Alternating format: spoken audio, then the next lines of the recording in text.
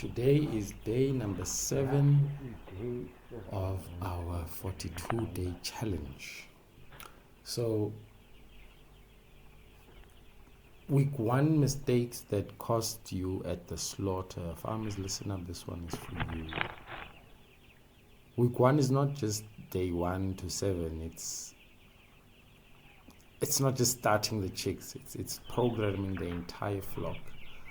Whatever goes wrong in week 1 does not disappear, it does not fully recover, and it shows up again at slaughter weight and slaughter week. That's why farmers are shocked late and say, but I fed well, but the birds are still small. The problem is not what happens later on, it's what happens in week number 1.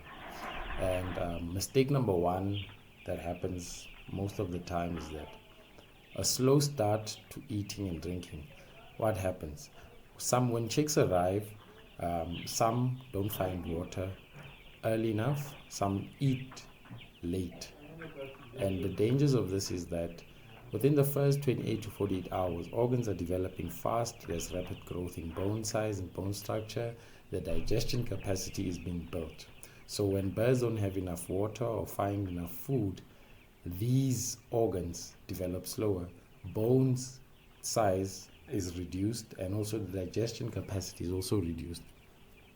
And chicks that eat late will ultimately build smaller organs, which will ultimately lead into a smaller structure, and the birds will remain small even after the cycle has ended. So real life warning is if chicks don't eat well in the first 6 hours, they rarely catch up fully. Mistake number 2 that farmers should avoid is poor temperature control. What happens if it's too cold? Chicks crowd and stress. When it's too hot, chicks pant and stop eating. Why this is dangerous is because temperature stress forces birds to do the following: burn feed for survival, and they don't convert the feed for growth. So a warning here is that even short cold stress in week 1 can permanently reduce your chicks' growth. Mistake number 3 to avoid, or that happens, is that there's an uneven chicks. Size varies, weight varies. So what happens? Farmers notices the small chicks and they assume, you know what, they'll catch up eventually. This is dangerous because uneven chicks become uneven birds. Ultimately, when they grow into adults, they still become uneven. You will see it in their size, you will see it in their structure.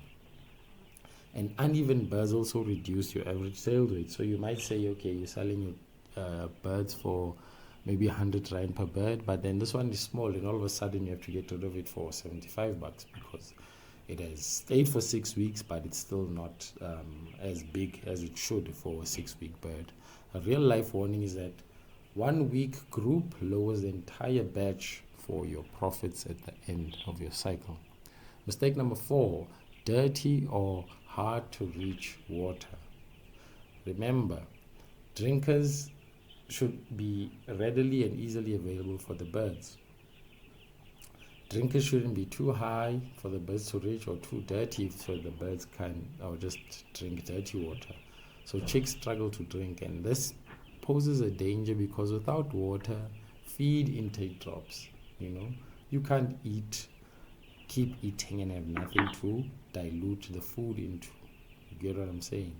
And a real life one is that dehydration in week number 1 is the silent but deadly killer in your performance of your birds. And here's a bonus mistake. Mistake number 5. When farmers think, you know what, it looks okay. No, it doesn't. It looks okay, but it's not. And here's what happens. Farmers check quickly, but don't observe the bird's behavior. Why this is dangerous is that the problems that don't show in day number 7, they will show in day number 35, leading to day 42. A real life warning. Week 1 mistakes are delayed penalties. So make sure that your first week is monitored closely, handled correctly, and managed efficiently. Now, why does this cost you at the slaughter is that at the slaughter you will see a lower weight in the birds. you'll see smaller birds, you'll see poor uniformity, large, small, medium, and you'll also see that your price that you sell your birds for will eventually fluctuate. Now here's what you need to do instead. On day number 7, assess chicks size uniformity. Big ones, small ones, medium. Check your feed and your water access. Number 3, review your temperature consistently. Always go back and check if the temperature is just about it right. If the birds are grouping together, there's something wrong with the temperature. If the birds are evenly spread, surely your room is well heated. And then you need to correct as you go. Don't assume it's a one size fits all because of different climates and weathers, but correct where it needs be. And in a final sentence, week 1 decides how much money this batch can make or lose at the end. I've created a day 1 to 42 broiler checklist so farmers don't miss out on these early mistakes. The link is in the description. I've also created a 30-day guide for you to start from day 1 to day 42, where you'll get practical tips, resources, and tips just like this that will help you maximize your profits.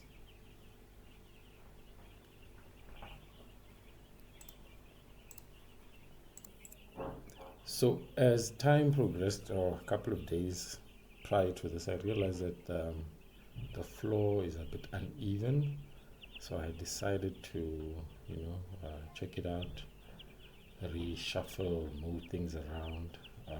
Another pointer that I'd like to share is that wherever your drinkers are, move them around so that the mesh around it stays dry. Birds don't like wet or mushy flooring, so make sure that your floors are always dry. And a way to do that is to just break those. It forms like cakes, thin cakes, so crush those and make sure that the floors aren't wet. So what I'm doing is just crushing off those cakes. You can do it with like a fork or a rubber rake. I just prefer doing it with my hands just to get in touch with the birds basically. So another key point is just make sure that your beds are always dry, because there's ammonia that is released and causes disease in the birds, and you don't want diseases in your birds. So ensure your floors are dry and cake free. I have a free giveaway in the description. It's my checklist that I use to ensure that I do everything the right way. It's free for you to download. The link is in the description, and I hope you found this information insightful and inspires you to start your journey of poultry farming. Thank you.